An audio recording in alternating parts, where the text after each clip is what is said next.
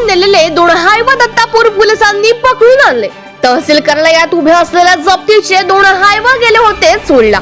Dhamangaon railway येथील महसूल विभागाच्या अवैध गौण खनिज वाहतूक पथकाने अवैधरित्या रेती वाहून नेणाऱ्या 2 हायवा वाहनांवर कार्यवाही करत ते जप्त करून तहसील कार्यालयात उभे केले होते आणि ते ट्रक दिनांक 4 मार्च रोजी रात्रीच्या सुमारास चोरट्यांनी चोरून नेल्याची तक्रार तहसीलदार अभय घोरपडे मार्फत चौकीदाराने दत्तापूर पोलीस स्टेशन मध्ये दिली होती।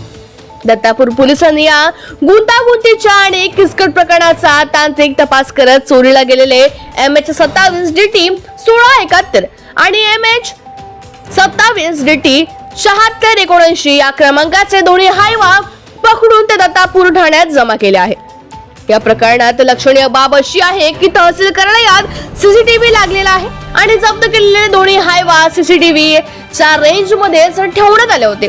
असे असताना देखील तहसीलदार अभय घोरपडे यांनी तक्रार दाखल करताना सीसीटीव्हीचे फुटेज का दिले नाही असा प्रश्न या ठिकाणी उपस्थित होत आहे। आपण उभे आहोत धामणगाव रेल्वे तालुक्यातील दत्तापूर पोलीस स्टेशन मध्ये।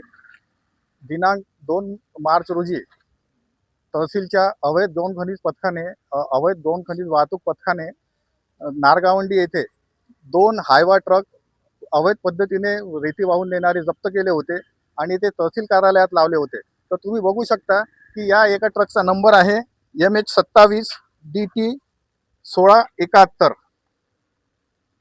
आणि दुसऱ्या ट्रकचा नंबर आहे MH27 DT 7979।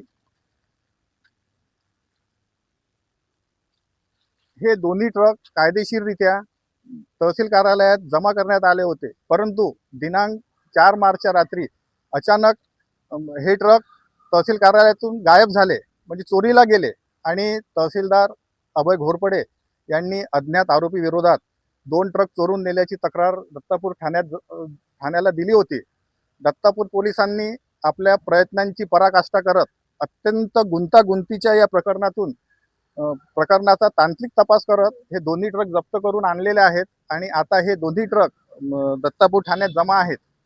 जेव्हा महसूल विभागाने हे 2 ट्रक जप्त केले तेव्हा त्यात अवैध रेती भरलेली होती, परंतु दत्तापूर पोलिसांनी जेव्हा हे ट्रक जप्त करून आणले तर हे ट्रक सध्या खाली आहेत। आता आपण जर हे ट्रक हायवा असल्यामुळे आणि त्यांची उंची खूप असल्यामुळे या सध्या काही आपण ते पाहू शकत नाही, परंतु आम्ही तुम्हाला ते दाखवण्याचा प्रयत्न करतो। दत्तापूर पोलिसांनी दाखविलेल्या कार्यतत्परतेमुळे महसूल विभागाचा कस्टडीतून चोरीला गेलेले 2 हायवे मिळाले असले तरी जप्त केलेले हे 2 हायवा चोरीला गेलेच कसे हा कळीचा मुद्दा ठरत आहे। तर या प्रकरणात महसूल विभागातील व्यक्तीचाच हात असल्याचा चर्चा देखील सुरू आहे।